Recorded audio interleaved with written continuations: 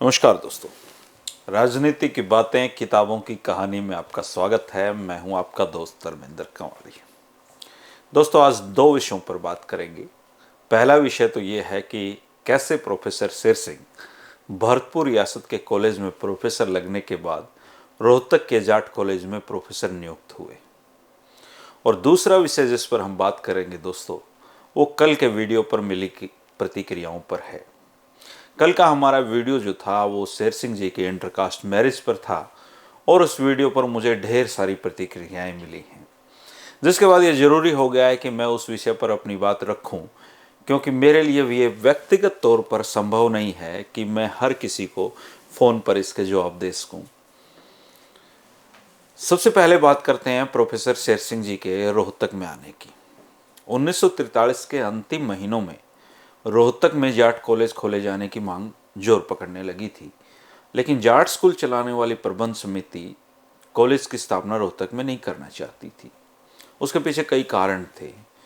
Jat school से matric उत्तीर्ण करने वाले छात्र चाहते थे कि जल्द से जल्द जाट कॉलेज खुल जाए ताकि वो वहाँ पर एडमिशन ले सकें।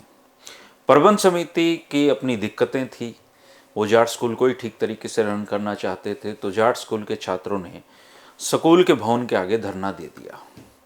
इस धरने का नेतृत्व मोखरा गांव के गुगन सिंह कर रहे थे। छात्रों की मांग और रोहतक जिले के फौजियों व अन्य लोगों के दबाव में प्रबंध समिति ने जाट कॉलेज खोलने का फैसला ले लिया। इस तरह रोहतक में जाट कॉलेज खुला और एडमिशन लेने वाले प्रथम छात्रों में से गुगन सिंह भी एक थे, जो बाद में एसडीओ के पद से रिटायर हुए। आपके पास गुगन सिंह जी की कोई जानकारी है तो आप शेयर कर सकते हैं। यही गुगन सिंह बाद में प्रोफेसर शेर सिंह के राजनीति में आने के बाद उनके निजी सचिव भी रहे।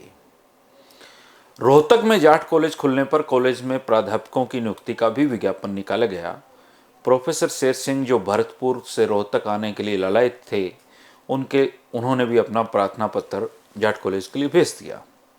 उस समय जाट कॉलेज की प्रबंध समिति की नीति के अनुसार अगर प्राध्यापक पद के लिए कोई जाट प्रत्याशी है, आवेदन किसी का है, तो अन्य जाति के प्रत्याशी का फिर चयन नहीं हो सकता था।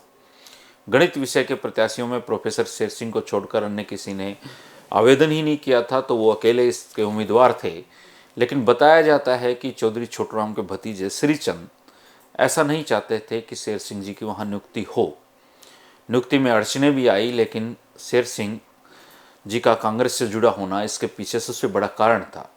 जाट कॉलेज की प्रबंध समिति और पूरे रोहतक पर उस समय यूनिस्ट विचारधारा का प्रभाव था और ऐसे में कांग्रेसी शेर सिंह की नियुक्ति वहां पर दिक्कतें पैदा कर सकती थी। नियुक्ति होने के बावजूद शेर सिंह को मूल वेतन पर ही कॉलेज में नियुक्ति दी गई, जबकि इनके पास भरतपुर कॉलेज का अनुभव भी था। अन्य जो प्राध्यापक वहाँ नियुक्त हुए थे उनको अग्रिम वेतन वर्दियाँ देकर रखा गया था। इसके बावजूद प्रोफेसर शेर सिंह ने जाट कॉलेज में ही कम वेतन पर ही अपना जो कार्यभार है वो संभाल लिया। इसके बाद एक दिक्कत और आई।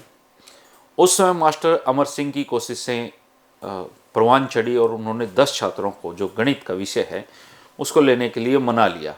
अगर कोई भी छात्र गणित का विषय नहीं लेते तो फिर प्रोफेसर शेर सिंह का प्रोफेसर वहाँ रहना ही नहीं था, तो उनको वहाँ से जाना पड़ता।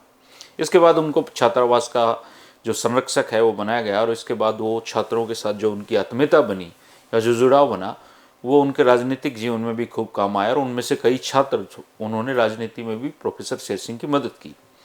इसके बाद 9 जनवरी 1945 को चौधरी छोटूराम इस दुनिया से अलविदा कह गए। उनका पार्थिव शरीर लाहौर से रोहतक ट्रेन में लाया गया और हजारों नम आंखों ने उनको विदाई दी। बताते कि अंतिम संस्कार में लोग अपने घरों से इतना देसी घी लेकर पहुंचे थे कि काफ़ी समय तक जाट कॉलेज की मिट्टी खाली रही। आगे के वीडियो में हम बात करेंगे प्रोफेसर शेर सिंह के सीधे राजनीति में आने की और कॉलेज कैसे उसका रास्ता बना। अब मैं दूसरे विषय पर आता हूं दोस्तों।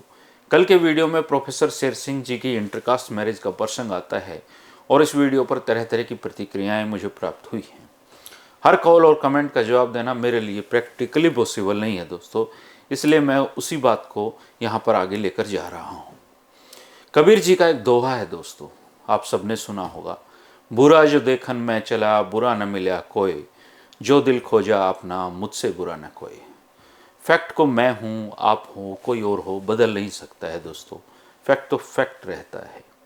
अब प्रोफेसर शेर सिंह जी ने इंटरकास्ट मैरिज की, तो इस तथ्य को मैं कैसे बदल सकता हूँ, या इसमें जातिवादी बातें कहाँ से आ गई हैं, या ये वीडियो किस तरीके से जातिवादी हो गई है, मैं समझने के बाद भी नहीं समझ पाया हूँ। इस सीरीज़ का ये 9वां वीडियो था दोस्तों। लेखक ने जो किताब में लिखा है उन तथ्यों को परखा गया है और उसके बाद ये वीडियो बनाए गए हैं। स्पेशली उनकी शादी पर कोई वीडियो नहीं बनाया गया है। जातिवाद भारत की कड़वी सच्चाई है दोस्तों। हम हर किसी में जातिवाद ढूंढते हैं, लेकिन खुद के भीतर नहीं झांकना चाहते हैं। समस्या असल में हमारे खुद के भीतर है। जिस देश में नाम के पीछे लगे सरनेम से बंदा किस जाति का है उसकी पहचान पता चलती हो, वहाँ पर दूसरों को जातिवादी होने का आरोप लगाना भला कहाँ उचित है। रही मेरी बात, तो पत्रकार की एक ही जाति होती है दोस्तों, और वो है पत्रकारिता।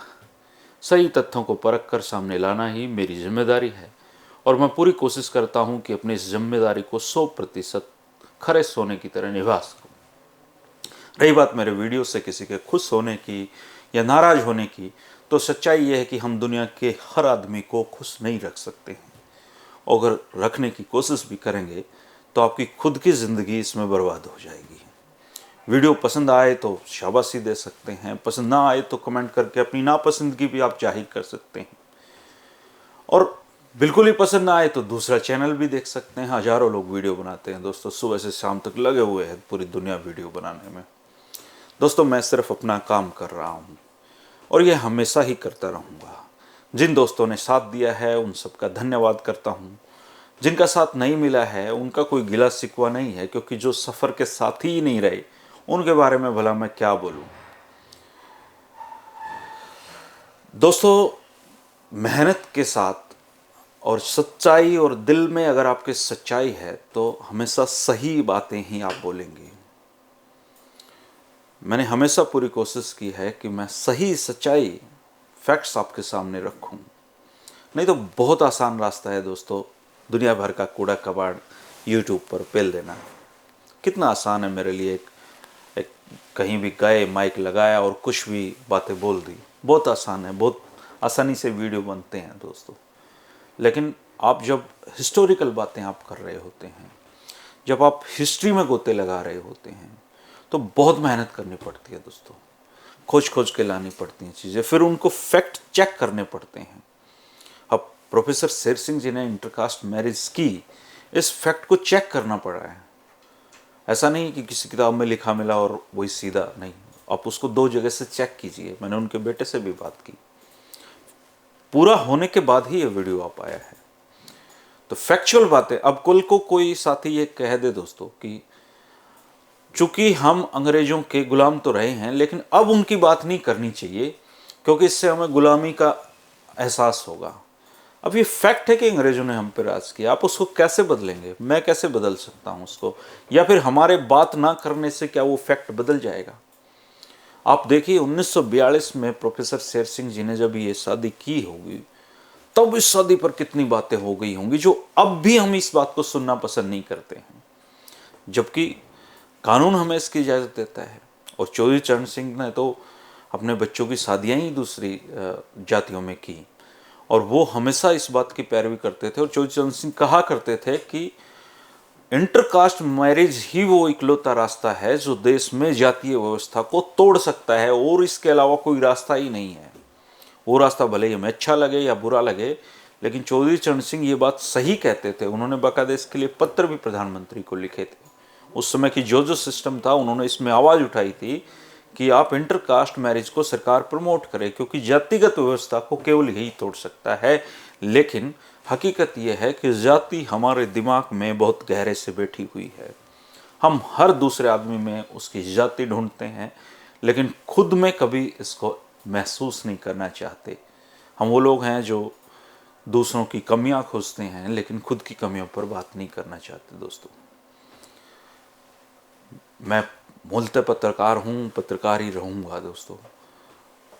आप बहुत साथ देते हैं, बहुत लोग होते हैं, क्रिटिसिज्म करने वाले करते रहेंगे, और अगर आपका कोई क्रिटिसिज्म ही नहीं कर रहा है तो फिर पता कैसे चलेगा कि आप सही रास्ते पे हैं या गलत रास्ते पे हैं। कुछ आलोचक भी होने चाहिए। निंदक नीरे राखिए। निंदकों का भी स्वागत है, और जो दोस्त हैं वो तो दोस्त हैं ही, उनका भी स्वागत है। कल 3 बजे फिर आपको आगे लेकर चलूँगा प्रोफेसर शेर सिंह जी की कहानी को, और आगे बढ़ाएंगे और दिलचस्प वीडियो बनाएंगे दोस्तों, और तब तक बनाते रहेंगे जब तक आप ना नहीं करेंगे। शुक्रिया, नमस्कार।